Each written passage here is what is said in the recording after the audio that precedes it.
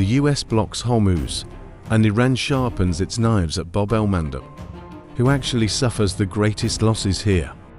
According to the Wall Street Journal, Saudi Arabia is desperately pressuring the US to abandon the Strait of Hormuz blockade, fearing that Washington's reckless move will provoke Iran into a devastating escalation, completely disrupting other vital global shipping lanes. Saudi officials bluntly admit Iran will retaliate by completely blockading the Bab el-Mandeb Strait through the lethal Houthi forces. This looks like a duel over two straits, but Saudi Arabia is the one caught in the middle, suffering massive losses. Since the war began, daily ships crossing Hormuz plummeted from 130 to just 6, a daily 16 million barrel global gap.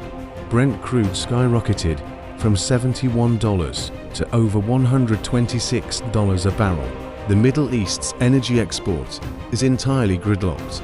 Saudi Arabia's daily export of 13 million barrels was severed. Desperate, they heavily upgraded their east-west pipeline to Yanbu port. Bypassing the Gulf, this 1,200-kilometer desert pipeline successfully restored about 7 million barrels of daily exports via the Red Sea. However, the Red Sea's Bab el-Mandeb Strait has become a terrifying new choke point. Iran warned, this strait isn't freely open. Before the war, over 9 million barrels of oil passed through here daily. Now, Saudi's fragile lifeline relies entirely on it. If Bab el-Mandeb closes, Saudi Arabia faces an absolute dead end. Hormuz blocked in the east, Bab el-Mandeb blocked west. Oil cannot leave, and tankers cannot enter. And Iran conveniently holds the ultimate trump card, the Yemeni Houthi forces. Iran's supreme leader's advisor, Velayati, issued a chilling warning. The Resistance Front's unified command now sits at Bab el-Mandeb, warning the White House, one more foolish move, and global energy and trade circulation will be completely and instantly severed. This is not empty diplomatic rhetoric, it is a loaded gun. Hormuz carries 20% of global crude and natural gas.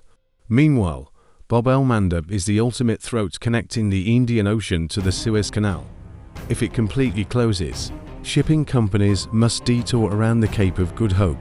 Journey times jump 40%. Freight and insurance spike 300%. The Middle East supplies 45% of global sulfur and is the primary hub for urea exports. Qatar supplies crucial helium.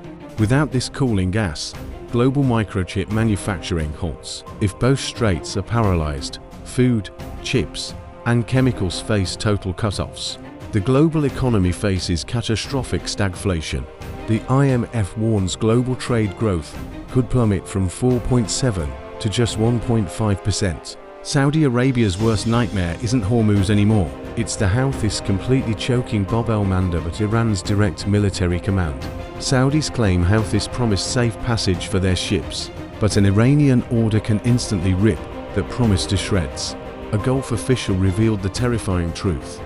If Iran escalates, Houthis could transition from sparing ships to demanding heavy tolls, or simply execute a total blockade. If the Red Sea exit closes, Saudi oil exports will suffer a devastating, fatal blow.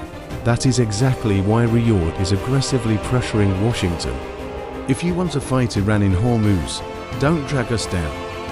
The US tries to choke Iran via Hormuz. Iran counters by threatening Bab el-Mandeb, choking Saudi Arabia and the global economy, with oil at $126 and supply chains snapping. The cost of this geopolitical war falling onto everyone's dinner table.